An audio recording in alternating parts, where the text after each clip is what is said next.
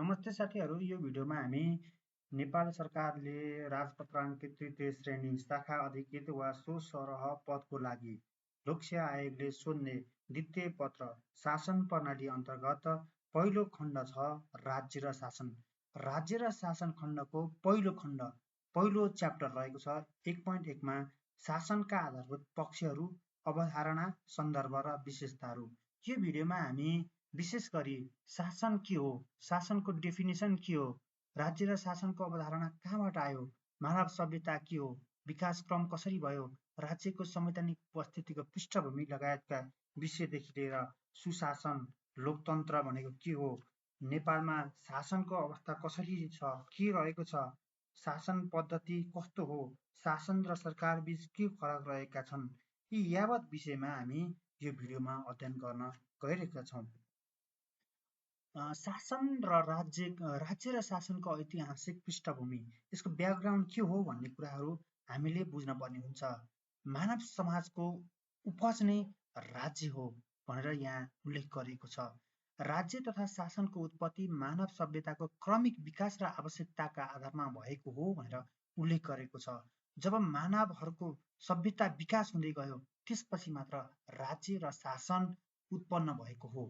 यो समाजलाई सुव्यवस्थित, मर्यादित र सुरक्षित तुल्याउने निरन्तर चाहनाको सामूहिक परिणाम हो भनेर हाम्रो राज्य र शासनको ब्याकग्राउन्डमा उल्लेख गरेको छ।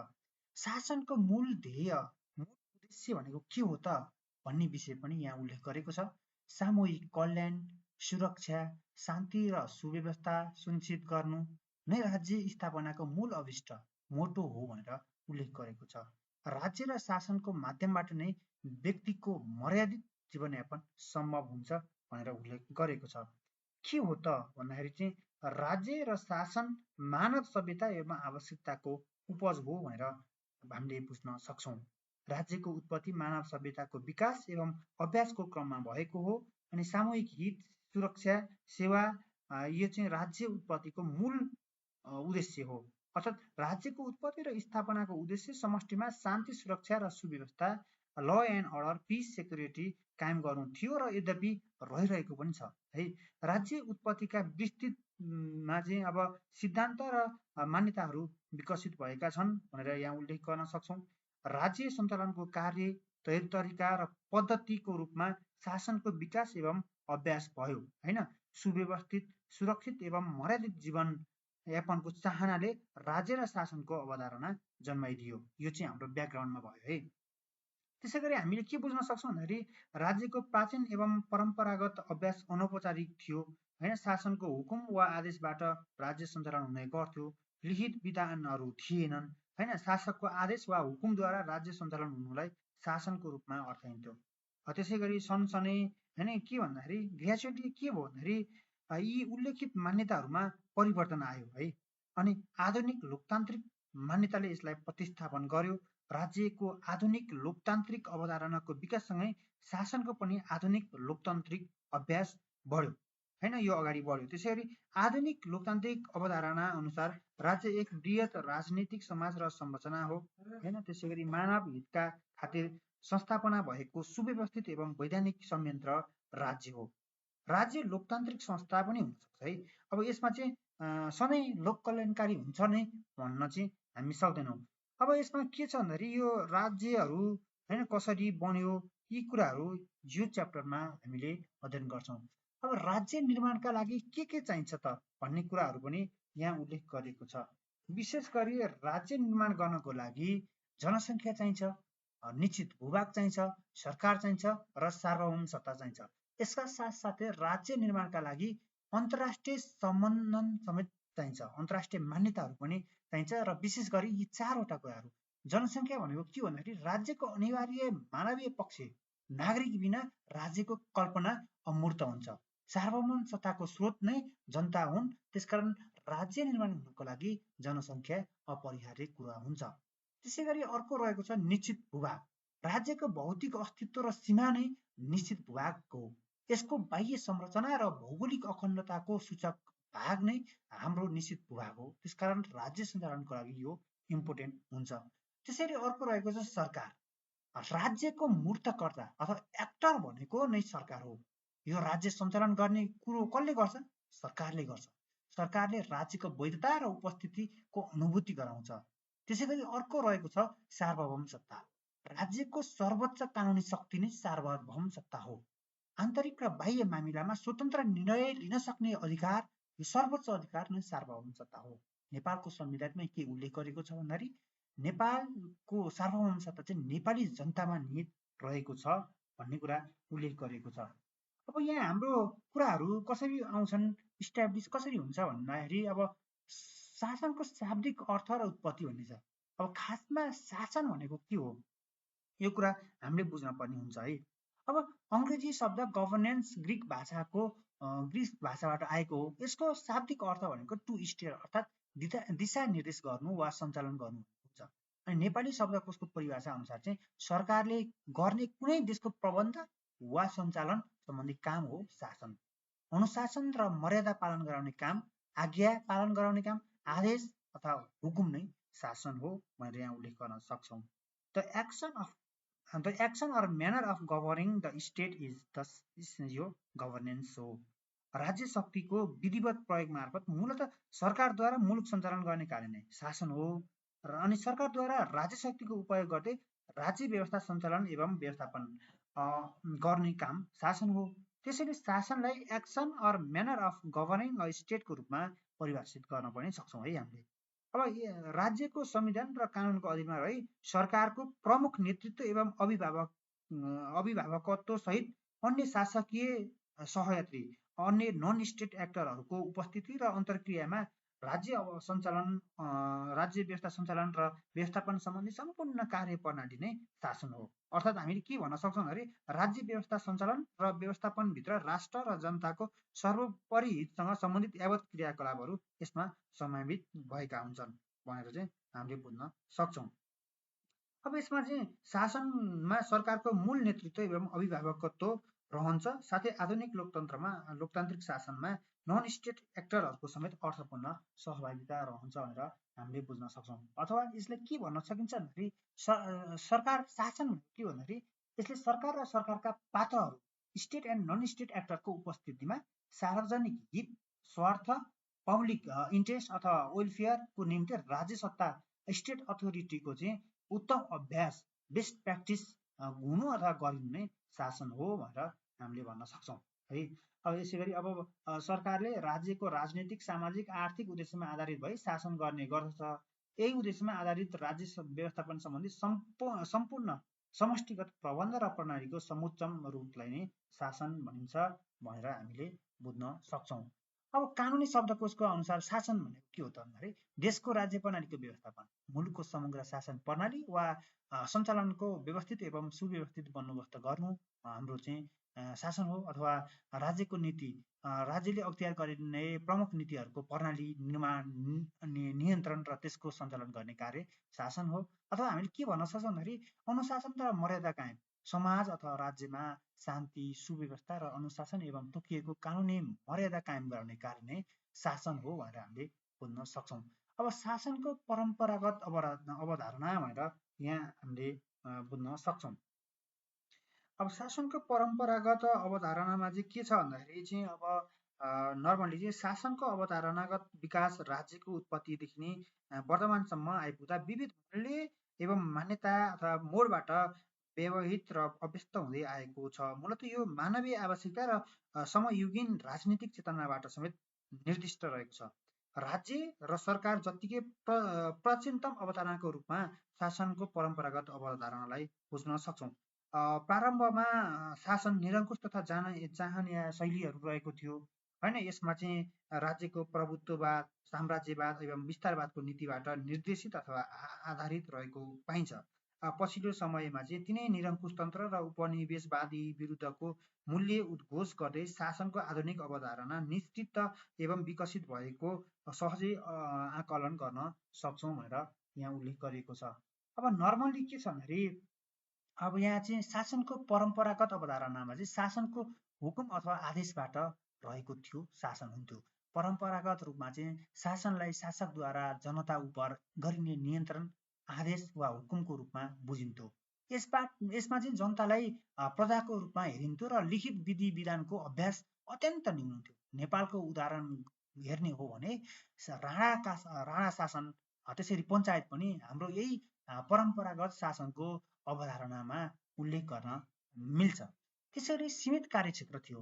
विशेष गरी राज्य अथवा शासन गर्ने किन भन्दाखेरि चाहिँ शान्ति सुरक्षा कायम गर्ने, अनि कर तथा राजस्व सङ्कलन गर्ने र बाह्य आक्रमणबाट सुरक्षा दिने कार्यमा मात्र यो परम्परागत रूपमा शासन त्यतिमा मात्र सीमित थियो। यो अवधारणा केन्द्रीकृत थियो, नियन्त्रणमुखी थियो र शासक केन्द्रीय मान्यतामा आधारित थियो भनेर हामीले भन्न सक्छौँ। परम्परागत अभिप्रायमा नागरिकलाई आन्तरिक र बाह्य आक्रमण एवं असुरक्षाबाट सुरक्षित तुल्याउने कार्य नै राज्यको प्रमुख कार्य थियो। अब विशेष गरी के थियो भन्दाखेरि 18औं शताब्दी पूर्वको विश्व शासकीय अभ्यासलाई शासनको परम्परागत अवधारणाभित्र समेट्न एकदम सान्दर्भिक हुन्छ भनेर उल्लेख गरिएको छ।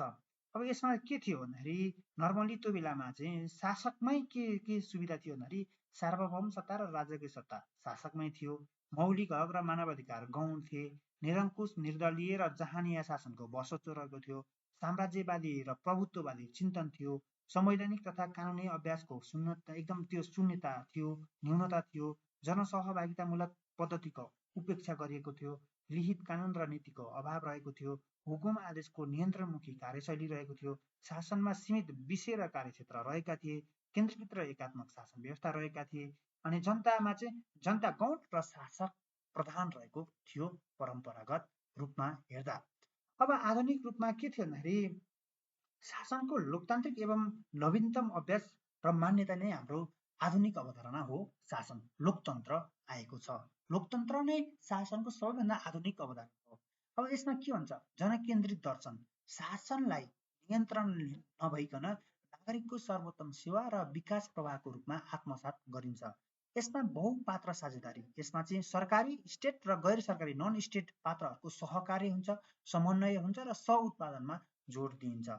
लोकतान्त्रिक मूल्य, मानव अधिकार, कानुनको शासन, पारदर्शिता, जवाफदेहिता, सुशासनलाई मुटुको रूपमा स्वीकार गर्दछ यो शासनको आधुनिक अवधारणाले। यो चाहिँ 18औं शताब्दी पश्चात आएको हो। यसमा चाहिँ के छ भन्दाखेरि यो जनमैत्री तथा लोकतान्त्रिक शासन व्यवस्थालाई चाहिँ हाम्रो यो शासनको आधारभूत यो आधुनिक अवधारणाभित्र राख्न सक्छौँ। यसमा के छ, सार्वभौम सत्ता र राजकीय सत्ता जनतामा छ। मौलिक हक र मानवाधिकार प्रदान हुन्छ। शासन अधिकार मानवाधिकारका रूपमा रहेको हुन्छ। लोकतान्त्रिक, सहभागितामूलक र समावेशी शासकीय अभ्यास हुन्छ। साम्राज्यवाद र प्रभुत्ववादबाट उन्मुक्त हुन्छ। संवैधानिक अभ्यासको अवलम्बन गरिन्छ। त्यसै गरी संवैधानिक अभ्यासहरू चाहिँ अमेरिकाबाट प्रादुर्भाव भएको हो। नेपालमा पनि यसरी चाहिँ संवैधानिक अभ्यास, संविधानबाट शासन सञ्चालन गरिन्छ। सहभागितामूलक शासन बतरी हुन्छ। शासनको क्षेत्र व्यापक, दायरा एकदम विस्तृत हुन्छ। सामाजिक, आर्थिक, धार्मिक, सांस्कृतिक हरेक क्षेत्रमा शासन समेटिन्छ। लोकतान्त्रिक मूल्य र मान्यताको अवलम्बन गरिएको हुन्छ। जनताका कर्ता बहुपात्र हुन्छ। विकेन्द्रीकृत र जनमुखी शासकीयको अभ्यास हुन्छ। सहकारितामूलक शासन, हामीले अघि नै भनिहाल्यौँ, स्टेट र नन स्टेट एक्टरहरू बिचको सहभागिता हुन्छ भनेर भन्न सक्छौँ हामीले। के छ त अब 1980 को दशक र शासकीय सुधार भनेर यहाँ उल्लेख गरिएको छ। के छ त 1980 को दशकपछि के कस्ता शासनमा के कस्ता सुधार आए त, यी कुराहरू हामीले बुझ्न पर्ने हुन्छ। अब के छ भन्दाखेरि पब्लिक सेक्टर रिफर्म भयो। आधुनिक गभर्नेन्स शब्दको व्यापक प्रयोग 1980 को दशकपछि सार्वजनिक क्षेत्रको सुधारको सन्दर्भमा सुरु भयो। विश्व बैंक, अन्तर्राष्ट्रिय मुद्रा कोष तथा संयुक्त राष्ट्र सङ्घ जस्ता विकास साझेदारहरूले यसको प्रयोग गरे।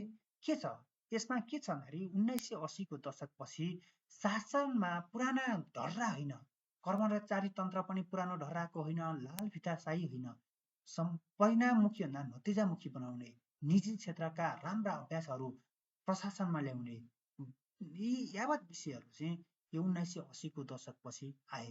त्यसै गरी अर्को रहेको छ हुकुमबाट सहकारीतर्फ, यो 1980 पछि प्याराडाइम सिफ्ट भएको मान्न सकिन्छ।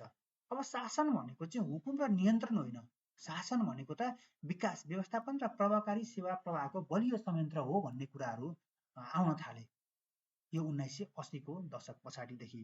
नागरिक समाज र निजी क्षेत्रको भूमिका शासकीय व्यवस्थापनको अभिन्न अङ्ग बन्न पुग्यो। भनेपछि हामीले के बुझ्न सक्छौँ भन्दाखेरि नागरिक समाज, निजी क्षेत्र, गैर सरकारी क्षेत्रहरू, एनजिओ आइएनजिओहरू यिनीहरूले चाहिँ यिनीहरूको भूमिका चाहिँ शासकीय व्यवस्थापनमा एकदम इम्पोर्टेन्ट हुन थाल्यो 1980को दशकपछि भनेर भन्न सक्छौँ। अब के हो त राज्य भनिन्छ, कहिले कहिले सरकार भनिन्छ, कहिले शासन भनिन्छ। यी बिचको भिन्नता के छ त होइन? What are the difference between the राज्य, स्टेट, गभर्मेन्ट एन्ड गभर्नेन्स भनेर बुझौँ। अब कुरा गर्दाखेरि प्रकृतिको रूपमा हेर्दा चाहिँ राज्य भन्नाले चाहिँ राज्य चाहिँ एउटा अमूर्त र वृहत राजनैतिक वैधानिक संरचना हो भने सरकार भनेको राज्यको प्रतिनिधित्व गर्ने मूर्त र भौतिक संयन्त्र हो सरकार। अनि शासन भनेको चाहिँ राज्य सञ्चालन गर्ने समग्र कार्यविधि, शैली, प्रणाली हो। अर्थात् के बुझ्न सक्छौँ भन्दाखेरि शासन भनेको चाहिँ मानवीय क्रियाकलापको नियमन गर्ने हो, काम है। अनि तत्त्व के हो त? राज्य बन्नको लागि 4वटा तत्त्व इम्पोर्टेन्ट हुन्छ: जनसङ्ख्या, भूभाग, सरकार र सार्वभौमता। अर्थात् कतै कतै चाहिँ के पनि उल्लेख गरिन्छ भने अन्तर्राष्ट्रिय मान्यता पनि राज्यको निर्माणको लागि आवश्यक पर्छ भनेर यो तत्त्वमा उल्लेख गरिएको हुन्छ। त्यसरी सरकारको लागि तत्त्व के हो? सरकारमा के हुन्छ? कार्यपालिका हुनु पर्यो, व्यवस्थापिका हुनु पर्यो, न्यायपालिका हुनु पर्यो। व्यवस्थापिकाले कानुन बनाउँछ, कार्यपालिकाले त्यसको कार्यान्वयन गर्छ र न्यायपालिकाले त्यो वैधानिक छ कि छैन भनेर जाँच्ने काम गर्छ। यो चाहिँ सरकारको तत्त्व भयो। त्यसरी शासनमा के तत्त्व हुन्छ? शासनमा त विशेष गरी सरकारी र गैर सरकारी पात्रहरूको सहकार्यात्मक कार्य छ कि छैन, यी कुराहरू हामीले बुझ्नुपर्ने हुन्छ। हामीले अघि पनि अध्ययन गऱ्यौँ, अहिलेको आधुनिक शासनमा सरकारी र गैर सरकारी, स्टेट एन्ड नन स्टेट एक्टरहरू बिच चाहिँ राम्रोसँग कोअर्डिनेसन हुनुपर्छ भनेर उल्लेख गरेको छ र यो शासनको तत्त्वभित्र पनि पर्दछ। त्यसरी चरित्र कस्तो हुन्छ त? स्टेटको चरित्र के हुन्छ? तुलनात्मक रूपमा स्थायी र अपरिवर्तनशील हुन्छ। राज्य भनेको स्थायी हुन्छ, जस्तै नेपाल राज्य अगाडिदेखि नै चलिरहेको छ। तर सरकार भनेको चाहिँ आवधिक रूपमा परिवर्तन भइरहने अस्थायी संयन्त्र हो। जस्तै अस्तिसम्म सुशीला कार्की नेतृत्वमा सरकार थियो, अहिले बालेन शाह नेतृत्वमा सरकार छ। यो चरित्र एकदम परिवर्तन भइरहने हुन्छ। तर शासन के हुन्छ है? यो चाहिँ गतिशील हुन्छ, व्यावहारिक हुन्छ, समय सापेक्ष हुन्छ। 2063 भन्दा अगाडिसम्म राजतन्त्रात्मक शासन व्यवस्था थियो, तर 63 पछि लोकतान्त्रिक गणतन्त्रात्मक व्यवस्था आयो। यो चाहिँ हाम्रो शासनको चरित्र हो। त्यसै गरी अब हामी त्रिपक्षीय अन्तर्सम्बन्ध र भिन्नताहरूका विषयमा अध्ययन गर्छौँ। अब के छ?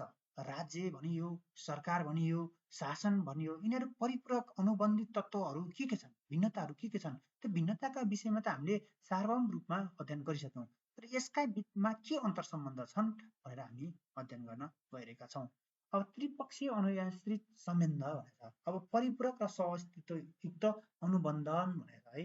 अब यसमा चाहिँ राज्य बिना सरकार र सरकार बिना शासनको परिकल्पना निरर्थक हुन्छ। जस्तै हामीले नेपाल राज्य छ, नेपाल राज्य बिना नेपालको यो बालेन सरकार औचित्यविहीन हुन्छ। तर सरकार बिना पनि शासन, जस्तै गणतान्त्रिक व्यवस्था छ, गणतान्त्रिक व्यवस्थामा राष्ट्रपति छैनन्, वाट सकियो। त्यसकारण यिनीहरूको चाहिँ परिकल्पना निरर्थक हुन्छ, यिनीहरूलाई परिकल्पना गर्नै सकिँदैन। यी 3वटै तत्त्वहरू चाहिँ एक आपसमा परिपूरक छन् भनेर हामीले बुझ्नुपर्ने हुन्छ। अब राज्य र सरकारको चाहिँ सरकार भनेको चाहिँ राज्यको प्राण हो। राज्य भनेको त एउटा अभौतिक कुरा हो, तर त्यो अभौतिक कुरालाई भौतिक बनाउने काम भनेको सरकारले गर्छ। यो सरकार भनेको त सोल अफ द स्टेट हो। सरकारले नै राज्यको प्रतिनिधित्व गर्छ, उपस्थिति देखाउँछ, वैधताको महसुस गराई राज्यलाई जीवन्त रूप प्रदान गर्छ। जस्तै मानौँ हाम्रो नेपाल सरकारको परराष्ट्र मन्त्री अस्ति इन्डिया जानुभयो है। के बुझ्नुपर्छ भन्दाखेरि उहाँले चाहिँ नेपालको प्रतिनिधित्व गर्नुभयो। नेपाल पनि छ है विश्व समुदायमा भनेर उहाँले आफ्नो प्रतिनिधित्व, नेपालको उपस्थिति जनाउनु भयो। भनेपछि यसले चाहिँ राज्यलाई जीवन्त प्रदान गर्ने काम सरकारले गर्दछ। त्यसै गरी केन्द्रबिन्दुमा सधैँ नागरिक हुन्छन्। यसको त्रिपक्षीय सम्बन्धको मूल ध्येय र केन्द्रबिन्दु नागरिक, पिपुल एज सेन्टर नै होइन। मूल अभिष्ट लोक कल्याण नै हो। यो तिनैको, राज्यको पनि हो, सरकारको पनि हो, शासनको पनि मूल अभिष्ट मुख्य उद्देश्य भनेको लोक कल्याण गर्नु नै हो भनेर हामीले बुझ्नुपर्ने हुन्छ। अब सरकार र शासन बिचको भिन्नता के छन् भनेर हामी यहाँ उल्लेख गर्न गइरहेका छौँ। यो चाहिँ एक्जाम पोइन्ट अफ भ्यूले एकदम इम्पोर्टेन्ट पनि छ। सरकार र शासन, सरकार भनेको राज्यको एउटा अनिवार्य भौतिक तत्त्व हो, तर शासन भनेको राज्य सञ्चालन गर्ने समग्र कार्य प्रणाली हो। त्यसरी शासन सञ्चालन गर्ने मुख्य वैधानिक कर्ता सरकार हो भने सरकारको क्रियाकलाप एक्सन अफ द गभर्मेन्ट अथवा व्यवहार त्यसको व्यवहार नै शासन हो। अनि सरकार चाहिँ एकदम विशुद्ध राजनीतिक तथा कानुनी संरचना हुन्छ भने शासनमा चाहिँ राजनैतिक सामाजिक र बहुआयामिक संरचना लुकेको हुन्छ। त्यसरी सरकार चाहिँ औपचारिक संरचनामा मात्र सीमित हुन्छ, तर शासन भनेको चाहिँ औपचारिक र अनौपचारिक दुवै संरचनामा यसको संरचनाको सम्मिश्रण नै शासन हो भनेर हामीले बुझ्न सक्छौँ। त्यसरी सरकार भनेको चाहिँ मूर्त प्रकृतिको हुन्छ, टेन्जिबल नेचरको हुन्छ, तर शासन चाहिँ मूर्त नै हुनसक्छ अथवा अमूर्त पनि हुनसक्छ, दुवै प्रकृतिको हुनसक्छ। अनि सरकार चाहिँ तुलनात्मक रूपमा स्थिर चरित्रको हुन्छ, तर शासन चाहिँ गतिशील हुन्छ, परिवर्तनशील चरित्रको डाइनामिक हुन्छ। तर अर्को बुझ्नुपर्ने कुरा के हो भन्दाखेरि सरकारको रूपमा एज अ एक्जिक्युटिभको रूपमा हेर्ने हो भने यो चाहिँ एकदम अस्थिर प्रकृतिको हुन्छ। नेपालको कुरा गर्दाखेरि 6 महिनामा सरकार चेन्ज हुन्थे, यसरी चाहिँ हेर्नुपर्छ है। अब संरचनागत पक्षमा चाहिँ यो सरकारले जोड दिन्छ, तर व्यावहारिक एवं प्रक्रियागत बिहेभियरल फ्याक्टरमा चाहिँ शासनले जोड दिने गर्छ। अनि सरकार चाहिँ परम्परागत र आधुनिक अवधारणा हो सरकार भने, सरकारको तुलनामा शासन भनेको चाहिँ अलिकति न्यू कन्सेप्ट हो भनेर हामी बुझ्न सक्छौँ। त्यसै गरी अब मन्टिभिडियो कन्भेन्सन 1933ले चाहिँ यहाँ सरकारको विषयमा के हो राज्य, के हो शासन भन्ने विषयमा यो उल्लेख गरेको छ। यसमा चाहिँ आधुनिक राज्यको पहिचान चाहिँ सन् 1933मा उरुग्वेमा भएको मन्टिभिडियो कन्भेन्सनले सर्वप्रथम आधुनिक राज्यको कानुनी अर्थ र परिभाषा निर्धारण गर्यो। यसले चाहिँ राज्य घोषणा हुनका लागि आवश्यक मापदण्ड, अन्तर्राष्ट्रिय शर्त र मापदण्डहरूको प्रतिपादन गर्यो। अघि हामीले 4वटा तत्त्व भन्यौँ नि, 4वटा तत्त्वका साथसाथै अन्तर्राष्ट्रिय शर्त, मापदण्ड अथवा अन्तर्राष्ट्रिय समन्वय पनि, सम्बन्ध पनि हुनुपर्छ, अन्तर्राष्ट्रिय मान्यता पनि हुनुपर्छ राज्यको लागि भनेर मन्टिभिडियो कन्भेन्सनले दियो। त्यसरी अन्तर्राष्ट्रिय मान्यतामा चाहिँ निश्चित भूभाग हुनु पर्यो, स्थायी जनसङ्ख्या हुनु पर्यो, सङ्गठित सरकार र अन्य राज्यसँगको सम्बन्ध कायम राख्न सक्ने क्षमता नै राज्यको आधार हो भनेर उल्लेख गरेको छ। यसैले राज्यलाई अन्तर्राष्ट्रिय कानुनी व्यक्ति, इन्टरनेसनल लिगल पर्सनालिटी प्रदान गर्दछ भनेर यो मन्टिभिडियो कन्भेन्सनले दिएको छ। अब शासनका आधारभूत मूलभूत पक्षहरूको विषयमा यो खण्डमा कुरा गरौँ है त। संरचनागत र विषयगत आधारभूत आयामहरू भनेर यहाँ सब टपिक दिएको छ। संरचनागत आधारभूत पक्षहरू हाम्रो हार्डवेयर के हो त हैन, राज्य सरकारको शासनको जे भने पनि उस्तै हो, भिन्नता नसोधेसम्म यी कुराहरूलाई हामीले मिलाउन सक्छौँ। यसको बिहेभियर हार्डवेयर के हो त भन्दाखेरि चाहिँ पहिलो भनेको चाहिँ तपाईँको संवैधानिक जग नै हो है। मूल कानुनको रूपमा चाहिँ संविधान हुन्छ, जसले शक्ति र शासकीय अधिकारको विवरणहरू यो वितरण निर्धारण गर्दछ संवैधानिक आधारमा। त्यसै गरी अन्य रहेका छन् शासकीय संरचना, सङ्घीय, प्रादेशिक र स्थानीय तहको प्रशासनिक एवं राजनैतिक संरचनाको वैधानिक प्रारूप चाहिँ यो शासकीय संरचनाले दिन्छ। जस्तै हाम्रो देशको कुरा गर्दाखेरि सङ्घ, प्रदेश र स्थानीय तह छन् र अन्य देशका कुरा गर्दाखेरि सङ्घ र स्थानीय तह मात्र पनि भएका हुन सक्छन्। अनि राज्यका 3 अङ्गहरू कानुन बनाउने व्यवस्थापिका, कार्यान्वयन गर्ने कार्यपालिका, त्यसै गरी व्याख्या गर्ने निष्पक्ष न्यायपालिका, यो एउटा हार्डवेयर हो है सरकारको शासनको।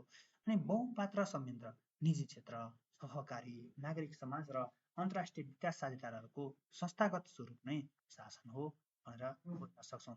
अब यसका सफ्टवेयरहरू के हुन् त? विषयगत आधारभूत पक्षहरू के हुन् भन्दाखेरि लोकतान्त्रिक मूल्य र दर्शन हुन्छ, शक्ति पृथकीकरण, सन्तुलन र नियन्त्रणको प्रभावकारी अभ्यास भएको हुन्छ, अनि मानव अधिकारको रक्षा, सामाजिक न्याय र समतामूलक समाज निर्माणको सुदृढ आधार हुन्छ। त्यसैले प्रक्रियागत शुद्धता पनि हुन्छ है। कानुनको शासन हुन्छ, रुल अफ ल, रुल बाई ल होइन, कानुनद्वारा शासन होइन, कानुनको शासन हुनुपर्छ, सुशासन हुनुपर्छ, गुड गभर्नेन्स, सदाचारितामा ध्यान दिनुपर्छ, शासनमा जवाफदेहिता, पारदर्शिता र भ्रष्टाचार नियन्त्रण जस्ता व्यवहार जान्ने शासकीय आयामहरू हुन्छन् भनेर हामीले बुझ्न पर्ने हुन्छ। अब विश्व ब्याङ्कका 6 शासकीय सूचकहरू भनेर यहाँ उल्लेख गरेको छ। यसमा के हुन्छ, शासनमा के हुन्छ भन्दाखेरि चाहिँ तपाईँको आवाज र उत्तरदायित्व हुन्छ, भोइस एन्ड अकाउन्टेबिलिटी हुन्छ, नागरिक सहभागिता हुनुपर्छ, विचार व्यक्त गर्न सक्ने स्वतन्त्रता प्रदान गरिएको हुनुपर्छ, मिडियाको स्वतन्त्रताको पर्सेप्सन मापन गरिन्छ। यो विश्व ब्याङ्कले 6वटा शासकीय सूचकहरू दिएको छ। त्यसैगरी अर्को रहेको छ राजनैतिक स्थिरता र हिंसारहित अवस्था, political stability and absence of violence भनेर यहाँ उल्लेख गरेको छ अर्को सूचकमा। यसमा के हुन्छ भन्दाखेरि शान्ति सुव्यवस्था र राजनीतिक रूपमा अभिप्रेरित हिंसा वा आतंकवाद नहुने वातावरण शासनमा हुनुपर्छ, राज्यमा हुनुपर्छ। सरकारको प्रभावकारिता, सार्वजनिक सेवा प्रवाहको गुणस्तर, कर्मचारी तन्त्रको सक्षमता र राजनैतिक दबावबाट मुक्त भएको हुनुपर्छ। सरकार त्यस्तो तरिकाको सरकार हुनुपर्छ। अब अर्को रहेको छ नियामक गुणस्तर, रेगुलेटरी क्वालिटिज, निजी क्षेत्रको विकासलाई प्रवर्धन गर्ने खालको उत्कृष्ट कानुनी नीति र नियमहरूको तर्जुमा गर्नुपर्छ। त्यसैगरी कानुनको शासन, रुल अफ ल हुनुपर्छ है। यसमा चाहिँ समाजका नियमहरूप्रति नागरिकको विश्वास हुनुपर्छ। त्यसैगरी कन्ट्र्याक्ट कार्यान्वयन गर्न सक्ने प्रहरी र अदालतको गुणस्तरीय सेवा हुनुपर्छ। यी कुराहरू चाहिँ सूचक, शासनका सूचकमा पर्दछन्। त्यसरी भ्रष्टाचार नियन्त्रण, कन्ट्रोल अफ द करप्सन, सार्वजनिक शक्तिको निजी स्वार्थमा हुने प्रयोगको नियन्त्रण र राज्य कब्जा गर्ने प्रवृत्तिको अन्त्य हुनुपर्छ भनेर विश्व बैंकले 6वटा शासकीय सूचकहरू यसरी उल्लेख गरेको छ।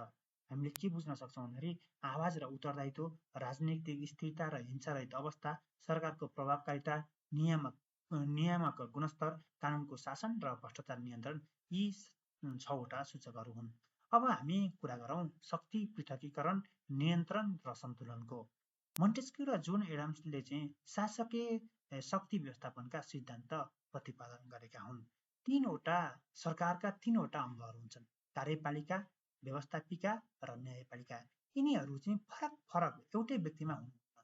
एउटै व्यक्तिमा भयो भने यिनीहरूले चाहिँ त्यो यसमा करप्सन ल्याउने जस्ता शासन विकृत हुन्छ भन्ने कुराहरू मोन्टेस्क्यूले पोख्नुभयो र उहाँले चाहिँ शक्ति पृथकीकरण, फरकमा चाहिँ पृथक व्यक्तिमा शक्ति चाहिँ डेलिभर गर्नुपर्छ र तिनीहरूलाई चाहिँ एक आपसमा नियन्त्रण राख्नुपर्छ अनि सन्तुलन, चेक एन्ड ब्यालेन्स हुनुपर्छ भन्ने कुरा मोन्टेस्क्यूले गर्नुभएको थियो।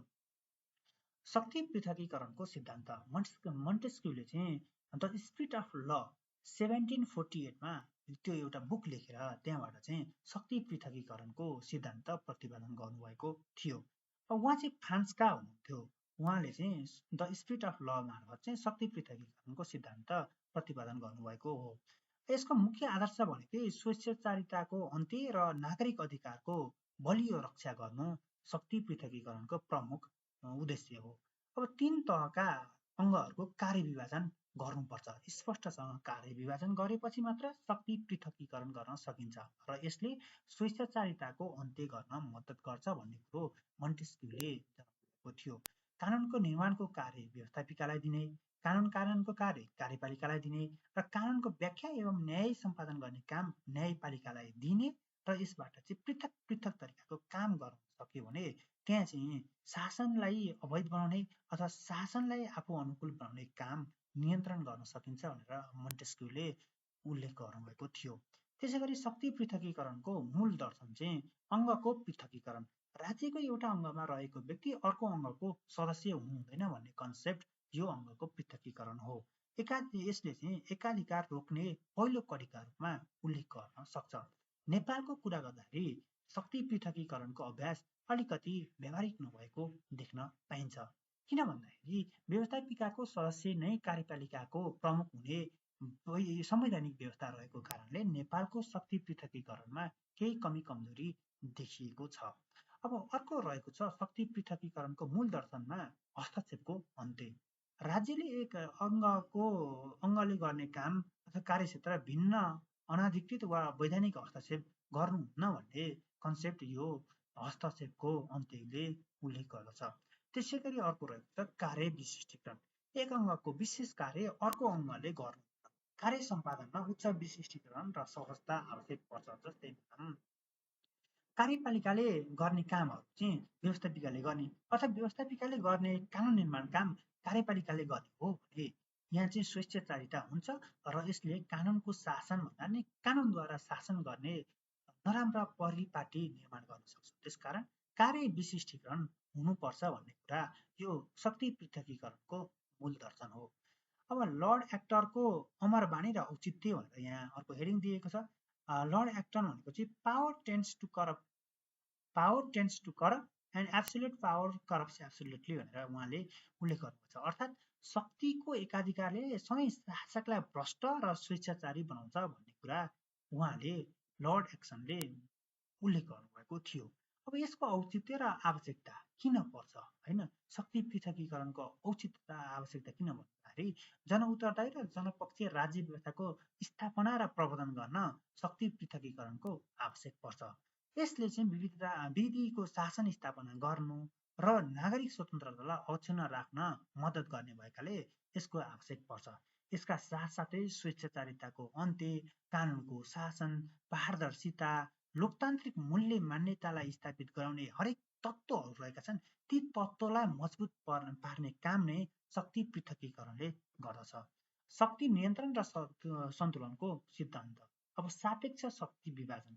अमेरिकी संविधानविद जोन एडम्सले प्रतिपादन गरेको यो सिद्धान्त चाहिँ शक्ति पृथकीकरणको व्यावहारिकताको परिपूरक हो। राज्यका अङ्गहरूबीच निरपेक्ष अलगाव होइनन्, बरु आपसी प्रभावकारी नियन्त्रण र सन्तुलन अपरिहार्य छ भन्यो है। जस्तै मैले अघि नै उल्लेख गरेँ, नेपालको संवैधानिक व्यवस्था अन्तर्गत व्यवस्थापिकाको सदस्य भएको व्यक्ति मात्र कार्यपालिकाको प्रमुख अथवा सदस्य हुन पाउने भनेर संविधानमा उल्लेख गरेको छ। हो, यसले चाहिँ निरपेक्ष यो नियन्त्रण र सन्तुलनले नै त्यो कुरालाई उल्लेख गर्छ। यिनीहरू बिच चाहिँ आपसी प्रभावकारी नियन्त्रण र सन्तुलन चाहिँ आवश्यक छ। एउटै व्यक्ति फरक फरकमा हुन नै सक्छ भनेर चाहिँ यहाँ उल्लेख गरेको छ। नियन्त्रणको तादात्म्यता मिलाउनु पर्ने काम हुन्छ। जस्तै अनावश्यक नियन्त्रण अवाञ्छित भए पनि स्वेच्छाचारिता रोक्न आवश्यक नियमन र प्रश्न उठाउने परिपाटी हुनुपर्छ। यसले चाहिँ नागरिकका हक र अधिकारलाई अझ बढी सुरक्षित बनाउँछ भनेर उल्लेख गरेको छ। रुल अफ लको विषयमा हामी 5औं खण्डमा कुरा गर्न गइरहेका छौँ। यसमा चाहिँ विशेष गरी एबी डायसीले चाहिँ रुल अफ ल चाहिँ कुरा गर्नुहुन्छ। एबी डायसी र लोकतान्त्रिक शासन व्यवस्थाको सर्वोपरि मूल नै रुल अफ ल हो। अब कानुनको शासनमा एबी डायसी होइन, अब उहाँले चाहिँ an introduction of the law and the constitution भन्ने बुक लेख्नुभयो। उहाँले चाहिँ 1885मा, उहाँ बेलायतका कानुनविद हुनुहुन्थ्यो, कानुनको प्रोफेसर। यही माध्यम an introduction to the law of the constitution मार्फत नै उहाँले चाहिँ रुल अफ लको चाहिँ एडभोकेट चाहिँ गर्नुभएको थियो र त्यही बुकमा यसको व्याख्या गरेका छन्। विशेष गरी उहाँले 3वटा सिद्धान्तहरू अगाडि सार्नुभएका थिए। पहिलो भनेको चाहिँ स्वेच्छाचारी शक्तिको अभाव, एब्सेन्ट अफ आर्बिट्ररी पावर, कानुनको अगाडि समानता, equality before the law and संविधान कानुनको सामान्य कानुनको परिणाम हो भनेर 3वटा सिद्धान्तहरू एबी डायसीले प्रतिपादित गर्नुभएको थियो। कानुनको शासनका प्रमुख अन्तर्वस्तु, कानुनको शासनमा के हुनुपर्छ त है, के भयो भने चाहिँ हामीले त्यो शासन, कानुनको शासन रुल अफ ल हो भनेर भन्न सक्छौँ भन्दाखेरि संवैधानिक सर्वोच्चता हुनु पर्यो, स्वतन्त्र न्यायपालिका हुनु पर्यो, दण्डहीनताको अन्त्य भएको हुनु पर्यो र नागरिक स्वतन्त्रता हुनु पर्यो। अब संवैधानिक सर्वोच्चतामा चाहिँ व्यक्ति र शासकभन्दा कानुन सधैँ माथि हुने अकाट्य मान्यताको सुनिश्चित भयो भने हामीले त्यो देशको शासन कानुनको शासन हो, त्यो देशमा कानुनको शासन सञ्चालन भएको छ भनेर बुझ्न सक्छौँ। त्यसै गरी त्यो देशमा कानुनको शासन छ कि छैन भनेर पत्ता लगाउनको लागि त्यहाँ चाहिँ सक्षम, तटस्थ र निर्भीक अदालत जसले चाहिँ न्याय र कानुनको समान व्याख्या गर्न सकोस् हो, त्यस्तो समान तरिकाले व्याख्या गर्न सक्ने स्वतन्त्र न्यायपालिका छ भने हामीले त्यो देशको शासन कानुनको शासन हो भनेर बुझ्न सक्छौँ। त्यसै गरी दण्डहीनताको अन्त्य भएको हुनु पर्यो। अपराध र अराजकताको अन्त्य गर्दै कानुन विपरीत कार्य गर्नेलाई अनिवार्य सजायको व्यवस्था भएको छ भने हामीले त्यसलाई कानुनको शासन भन्न सक्छौँ। र नागरिकका हक र अधिकारहरूको रक्षा र नागरिक सर्वोच्चता शासकीय चिन्तनको केन्द्र हुन्छ भने हामी त्यसलाई कानुनको शासन मान्न सक्छौँ। त्यसै गरी कानुनी शासनका आधारभूत मान्यताहरू, यसमा चाहिँ के हुन्छ भन्दाखेरि कानुनभन्दा माथि कोही आउने छैन। राष्ट्रको राष्ट्राध्यक्षदेखि सामान्य नागरिकसम्म सबै कानुनको परिधिभित्र बाँधिएका हुन्छन्। अनि पूर्वभाषित स्पष्ट कानुन, राज्य सञ्चालन स्वेच्छाचारी आदेशबाट नभई स्पष्ट र पहिले नै परिभाषित कानुनी प्रक्रियाबाट मात्रै हुन्छ यस्तो कानुनका शासनमा भएको ठाउँमा। त्यसै गरी संवैधानिक सरकार र संविधानवाद, सरकारको शक्ति सीमित हुनुपर्दछ र यसले संविधानले कोरेको सीमा नाग्न पाउँदैन भनेर चाहिँ कानुनको शासनका आधारभूत मान्यतामा उल्लेख गरिएको छ। अर्को रहेको छ असल शासन अथवा सुशासन, गुड गभर्नेन्स। विश्व बैंकको 1989 को अवधारणा, आयाम र नेपाली सन्दर्भको अभ्यास चाहिँ हामीले यसमा अध्ययन गर्छौँ। विशेष गरी सुशासनको अवधारणागत विकास भनेर यहाँ हेडिङ दिएको छ। विश्व बैंक र सहायता शर्त भनेर 1989 विश्व बैंकले विकासोन्मुख राष्ट्रहरूको चरम गरिबी, भ्रष्टाचार र पछौटेपना हटाउन यो अवधारणा, सुशासनको अवधारणा ल्याएको हो। यसलाई सुरुमा वैदेशिक सहायता प्राप्तिको कडा शर्तको रूपमा विकसित गरियो सुशासनलाई।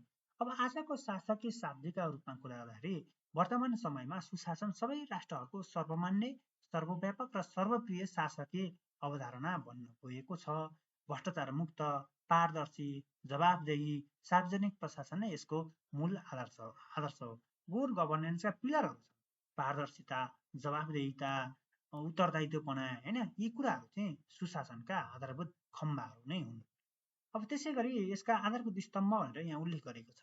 यहाँ मैले अघि नै भनिसकेँ, पारदर्शिता, जवाबदेहिता, जनसहभागिता, पूर्वानुमान योग्यता, यी कुराहरू चाहिँ सुशासनका आधारभूत स्तम्भहरू हुन्। पारदर्शिताका कुरा गर्दाखेरि सार्वजनिक निर्णय र सूचनामा नागरिकको सहज पहुँच हुनुपर्ने बलियो जग चाहिँ यो सुशासनको स्तम्भमा पर्दछ। त्यसरी जवाबदेहिताको कुरा गर्दाखेरि शासन र कर्मचारी आफ्नो काम र जिम्मेवारीप्रति नागरिक समक्ष जवाबदेही हुनै पर्छ।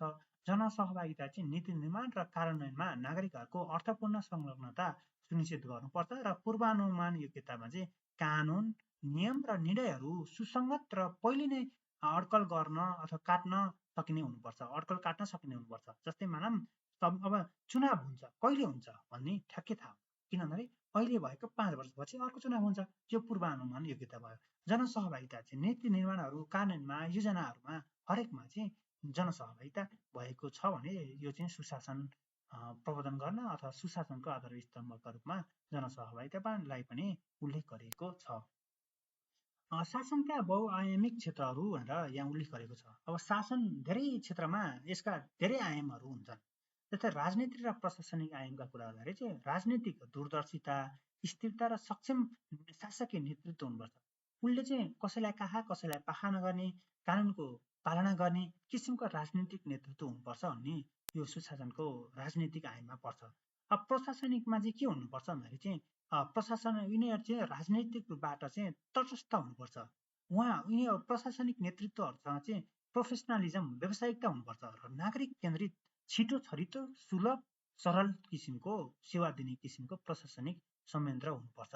आर्थिक डाइमेन्सनको कुरा गर्दाखेरि चाहिँ वित्तीय अनुशासन हुनु पर्यो, भ्रष्टाचार नियन्त्रण र स्रोत साधनको कुशल वितरण हुनु पर्यो। तार भन्छ पावर, रिसोर्स, अथोरिटी र अपर्च्युनिटीको चाहिँ समतापूर्ण तरिकाले चाहिँ डिस्ट्रिब्युसन गरेको हुनुपर्छ। यसलाई चाहिँ यदि भयो भने नै हामीले आर्थिक सुशासन मान्न सक्छौँ। त्यसरी सामाजिक रूपमा चाहिँ सामाजिक सद्भाव, विभेदको अन्त्य, समानुपातिक सामाजिक संरक्षण भयो भने हामीले चाहिँ त्यसलाई सुशासन मान्न सक्छौँ। भनेपछि सुशासनका बहुआयामिक क्षेत्रहरू भनेर राजनीतिक, प्रशासनिक, आर्थिक र सामाजिक क्षेत्रलाई उल्लेख गरेको छ। नेपालमा सुशासनका केही संवैधानिक व्यवस्थाहरू पनि रहेका छन्। किन भन्दाखेरि नेपालको सुशासन कायम गर्नलाई सुशासन सम्बन्धी ऐनहरूदेखि लिएर संविधानमा पनि उल्लेख गरेको छ। संविधानको प्रस्तावनामै नेपाललाई चाहिँ सङ्घीय सुशासनयुक्त राज्य बनाउने प्रतिबद्धता व्यक्त गरेको छ। सुशासन भनेको अहिलेको सबैभन्दा जल्दो बढ्दो टपिक हो। त्यसै गरी नेपालको संविधानको धारा 51 को खको उपखण्ड 4 मा लेखेको छ, सार्वजनिक प्रशासनलाई स्वच्छ, सक्षम, निष्पक्ष, पारदर्शी र जनउत्तरदायी बनाई सुशासनको प्रत्याभूति गर्ने राज्यको नीति समेत उल्लेख गरेको छ। अब सुशासनका लागि संवैधानिक निकायहरू पनि व्यवस्था गरेको छ। अख्तियार दुरुपयोग अनुसन्धान आयोग जस्ता शक्तिशाली निकायहरूको व्यवस्था र बलियो कानुनी उपचार रहेको छ।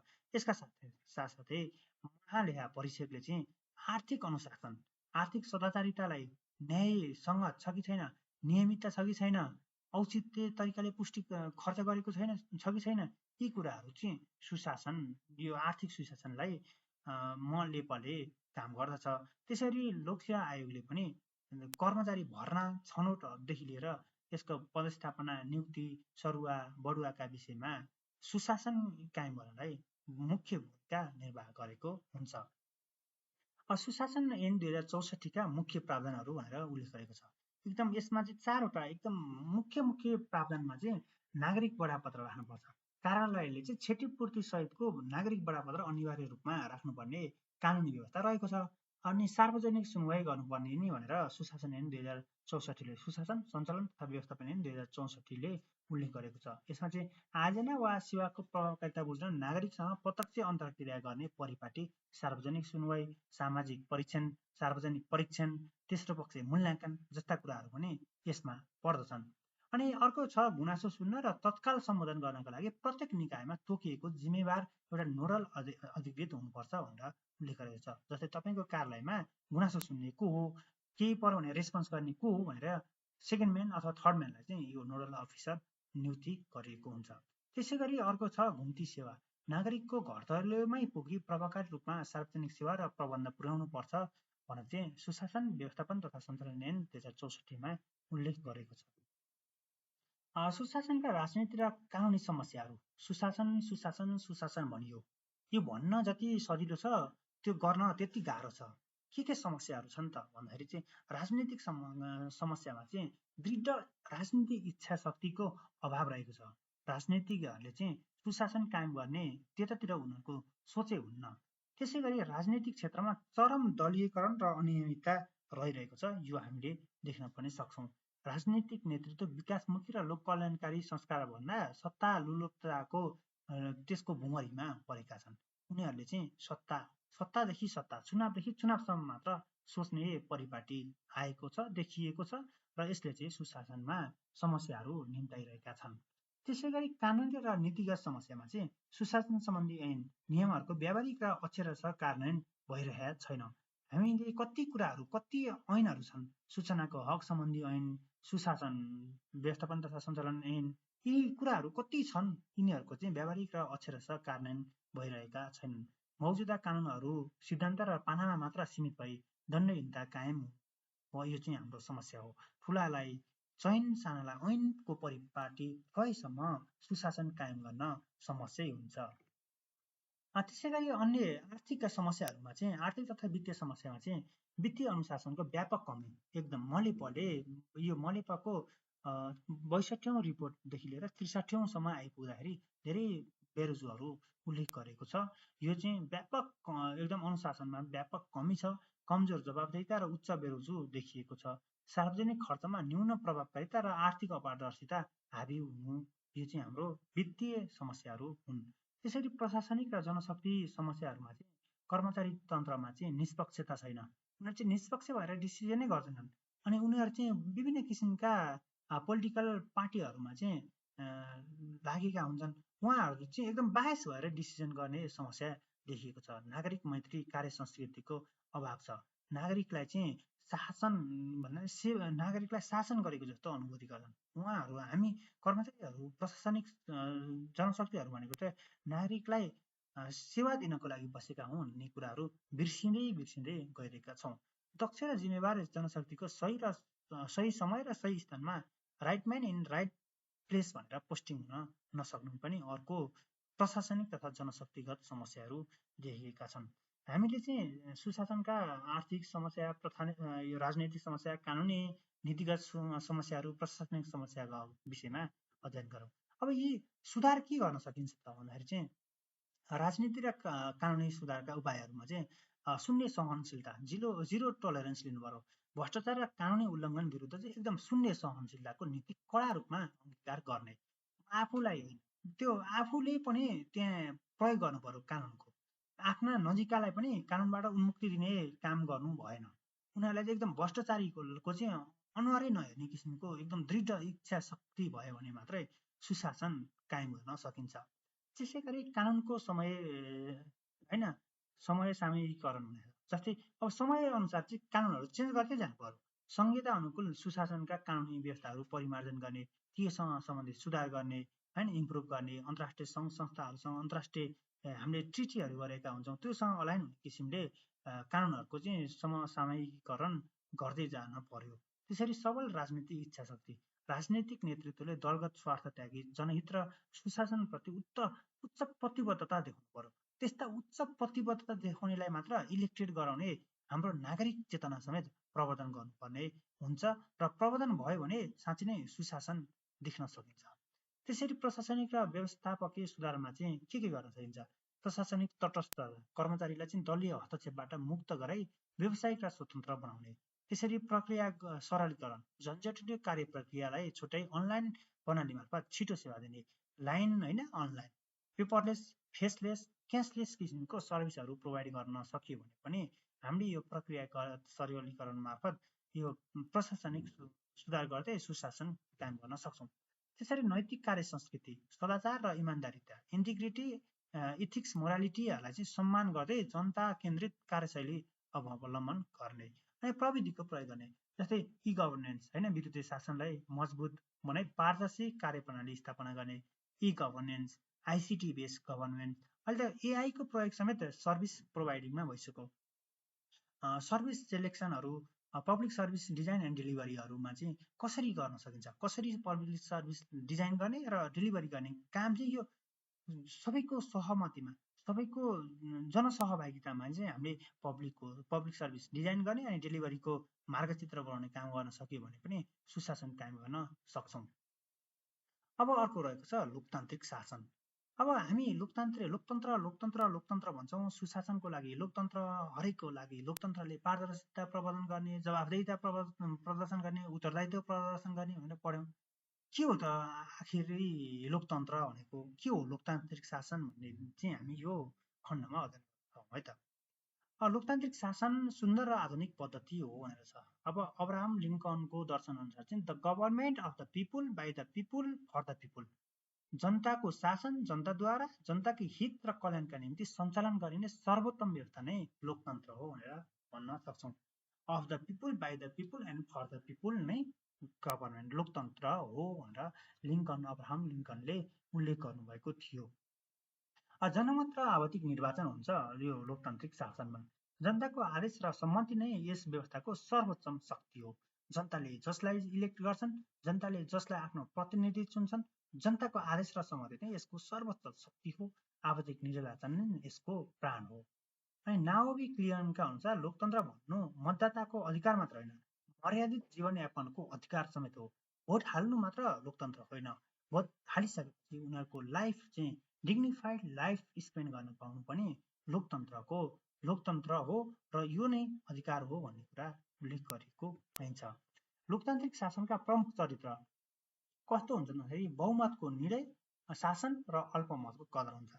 निर्णय गर्दाखेरि चाहिँ हरेक विषयमा बहुमतबाट भए पनि अल्पसङ्ख्यक तथा सीमान्तकृत समुदायको आवाज होइन, त्यसको विपक्षीहरूको आवाजलाई र अधिकारलाई चाहिँ पूर्ण रूपमा कदर र संरक्षण गर्नुपर्ने यो लोकतान्त्रिक शासनको चरित्र हो। त्यसै गरी लोकतान्त्रिक शासनमा पूर्ण स्वतन्त्रता हुन्छ। विचार र अभिव्यक्तिको स्वतन्त्रता सहितको बलियो निष्पक्ष सञ्चार माध्यम हुन्छ, जसले चाहिँ सरकारको स्वस्थ आलोचना गर्न सकोस्। सरकारको आलोचना गर्न सक्ने सञ्चार माध्यम भएन भने लोकतान्त्रिक शासन अलोकतान्त्रिक निरङ्कुशतातिर जान सक्छ। त्यसकारण पूर्ण स्वतन्त्रता पर्दछ। उत्तरदायित्व, सरकार जनताप्रति प्रत्यक्ष उत्तरदायी हुनुपर्छ। लोकतान्त्रिक शासनमा कानुनी सर्वोच्चता र मानव अधिकारको पूर्ण सम्मान गरेको हुनुपर्छ। त्यसका साथसाथै नेपालमा कस्तो छ त? नेपाल हामी लोकतान्त्रिक सङ्घीय लोकतान्त्रिक गणतन्त्रात्मक मुलुक भनेर नेपाललाई चिन्छौँ। नेपालमा समावेशी शासनको अभ्यास भएको छ त? कसरी भएको छ भनेर हामी यहाँ उल्लेख गर्न गइरहेका छौँ। लैङ्गिक सन्तुलन मिलेको छ एकदम। राष्ट्रपति र उपराष्ट्रपति फरक लिङ्ग अथवा समुदायको हुनुपर्ने, सभामुख पनि त्यही छ। अनि त्यसपछि संसदमा 33% महिलाको प्रतिनिधित्व सुनिश्चित गर्ने हाम्रो संवैधानिक व्यवस्था रहेको छ र यसले लैङ्गिक सन्तुलन कायम गर्न महत्त्वपूर्ण भूमिका निर्वाह गरेको छ। समानुपातिक प्रणाली, प्रतिनिधि सभामा 110 जना समानुपातिक निर्वाचन प्रणाली मार्फत र सबै जनजातिको प्रतिनिधित्व हुन्छ। यसका साथसाथै लोकसेवा आयोगदेखि लिएर प्रशासनिक संयन्त्रमा समेत यो आरक्षणको व्यवस्थाले समानुपातिक प्रणालीलाई सुदृढीकरण गरेको छ। प्रदेश सभामा पनि त्यस्तै रहेको छ। यी कुराहरू भनेको राज्यका हरेक क्षेत्रमा समानुपातिक समावेशी सिद्धान्त अङ्गीकार गरी समावेशी शासन अगाडि बढाइएको छ। सीमान्तकृत आरक्षण, महिला, आदिवासी, जनजाति, मधेसी, दलित, अपाङ्गता भएका व्यक्तिहरूको शासकीय पहुँचमा विशेष आरक्षणको व्यवस्था समेत गरिएको छ। त्यसैले समावेशी मन्त्रीमण्डल, सङ्घ र प्रदेश सरकार गठन गर्दा स्थानीय तहमा पनि त्यस्तै प्रमुख र उपप्रमुख फरक फरक लिङ्गको हुनुपर्ने एउटै पार्टीबाट उठाउँदाखेरि ती व्यवस्थाहरू समेत अनिवार्य रूपमा पालना गरेको छ र यसबाट हामी के भन्न सक्छौँ भने नेपालमा समावेशी शासनको राम्रै अभ्यास भएको छ भन्न सक्छौँ। अब अर्को खण्डमा चाहिँ हामी शासकीय विकासक्रम र नेपालकी इतिहासको विषयमा अध्ययन गर्छौँ। 2007 साल पूर्वको राणाकालीनदेखि वर्तमान सङ्घीय गणतन्त्र संविधानसम्मको चाहिँ यात्राको विषयमा हामी पाथवेमा डिस्कसन गर्छौँ। 2007 साल पूर्व चाहिँ नेपालको शासन कस्तो थियो भन्दाखेरि चाहिँ पहिला चाहिँ गोपाल वंश, महिषपाल वंश, किराँत वंश, लिच्छवी वंश, मल्ल वंश, शाहले राणाकालीन केन्द्रीकृत र स्वेच्छाचारी शासन प्रणाली रहेको थियो। यो इतिहासमा कुरा गर्दाखेरि यसमा चाहिँ राजाहरू नै सर्वप्रिय हुन्थे र उनीहरूको काम भनेको जनताहरूलाई चाहिँ शान्ति सुरक्षा दिने, ट्याक्स उठाउने त्यति मात्र थियो। अनि अर्को भनेको चाहिँ बाह्य हस्तक्षेपबाट नियन्त्रण गर्ने यो 2007 सालभन्दा अगाडिका क्रियाकलापहरू हुन्थे। यसमा के हुन्थे? शासन सञ्चालन राजाको हुकुमबाट, निगाहबाट हुन्थे। त्यसै गरी उनीहरूले जे चाह्यो त्यही हुन्थे, जे गर्न मन लाग्यो त्यही गर्ने एउटा निरङ्कुश केन्द्रीकृत स्वेच्छाचारी किसिमको शासन थियो 2007 सालमा। 2007 सालदेखि 2017 सालसम्मको समयमा प्रजातन्त्रको उदय भएको थियो। 2007 साल फागुन 7 गते प्रजातन्त्रको विधिवत रूपमा सुरुवात भएको थियो। अन्तरिम शासन विधान 2007ले यसलाई मलजल गरेको थियो। छोटो संसदीय शासकीय अभ्यास हाम्रो यो 2017 सालसम्म भयो। 2007 सालदेखि 2007 सालदेखि 2014-15 सालसम्म एकदम धेरै सरकारहरू उलट पलटको समस्या देखिए। तर 2015 सालमा आएको नेपाल अधिराज्यको संविधानले देखि लिएर 2015 सालमा संसदीय निर्वाचन मार्फत यस प्रजातन्त्रलाई अलिकति सुदृढ गर्ने काम भयो। संविधानलाई सबैभन्दा प्रमुख कानुनको रूपमा 2015को संविधानले मान्यो। सार्वभौम सत्ताहरू राजकीय सत्ता राजामा निहित हुँदाहुँदै पनि कतिपय मौलिक हकदेखि लिएर राज्यका निर्देशक सिद्धान्त समेत ती संविधानमा उल्लेख गरिएको पाइन्छ। 2017 सालदेखि 2047 सालसम्मको कुरामा आउँदाखेरि यो एकदम नेपालको राजनीतिक इतिहासमा अलिकति अँध्यारो युगका रूपमा हामीले चित्रित गरिएको पाइन्छ। राजा महेन्द्रको शाही कदम 2017 सालमा कु मार्फत उहाँले चाहिँ राजनीतिक अधिकारहरूबाट जनतालाई कुण्ठित गराउनुभयो। बहुदलीय व्यवस्थाको सिधै उल्लङ्घन गरिदिनु भयो। त्यसै गरी निर्दयी पञ्चायती व्यवस्थाको सुरुवात गर्नुभयो। केन्द्रीकृत राजतन्त्रात्मक शासन, राजाको प्रत्यक्ष शासन हामीले 2017देखि 2047 सालसम्म पाउँछौँ। 2047 सालदेखि 2063 सम्मको कुरा गर्दाखेरि अब यसमा चाहिँ बहुदलीय प्रजातन्त्रको पुनर्स्थापना भयो। त्यसैगरी संवैधानिक राजतन्त्र र द्वन्द्वको शासकीय सङ्कट भयो। 2052 विशेष गरी 2052देखि 2063 सम्म द्वन्द्वात्मक अवस्थामा मुलुक गयो। यी बीच दुईवटा 47मा 48मा भयो, 51मा भयो, 56मा भयो। यी बीचमा यी संसदीय चुनावहरू निर्वाचन भए। यसले चाहिँ प्रजातन्त्रलाई केही मलजल गर्यो, केही इँटा थप्यो। पछि 4मा हामीले कसरी हामी आयौँ भन्दाखेरि एकीकृत केन्द्रीकृत स्वेच्छाचारी शासनबाट बिस्तारै बिस्तारै हामी संसदीय व्यवस्थामा आयौँ, प्रजातन्त्रमा आयौँ। साथसाथै बिस्तारै हामी संवैधानिक राजतन्त्रमा पुग्यौँ। त्योसम्म हामी आयौँ। अब 2063को अन्तरिम संविधान र गणतन्त्र भनेर उल्लेख गरेको छ। अब त्यहाँ हामी एकीकृत केन्द्रीकृत स्वेच्छाचारी शासनबाट अब हामी 2063को जनआन्दोलन 2बाट चाहिँ हामीले अन्तरिम संविधान जारी गर्यौँ र यसबाट हामीले समावेशी र लोकतान्त्रिक शासनको घोषणा समेत गर्यौँ र 2065 जेठ 15 गते त राजतन्त्रको विधिवत अन्त्य भई गणतन्त्रात्मक शासनको ऐतिहासिक शुभारम्भ समेत गर्यौँ। 2072को संविधान सभा मार्फत यो संविधान जारी भयो र यसले सङ्घीय लोकतान्त्रिक गणतन्त्र संस्थागत गर्यो।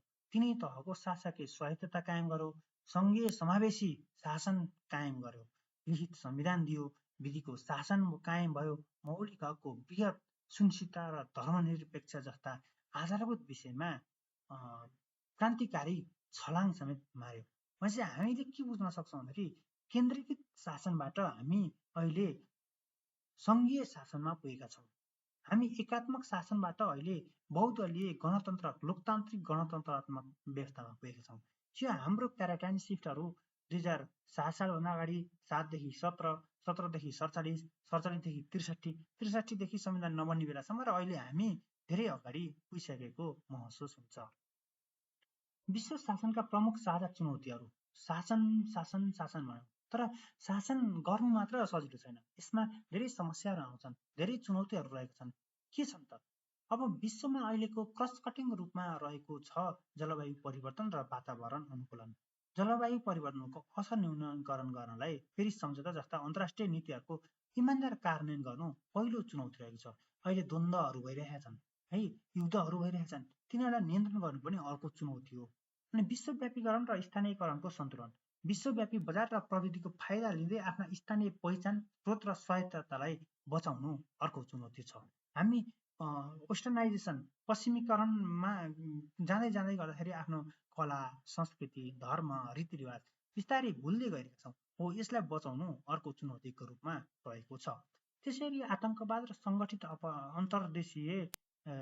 अन्तर्देशीय अपराध नियन्त्रण गर्नु अर्को चुनौती छ।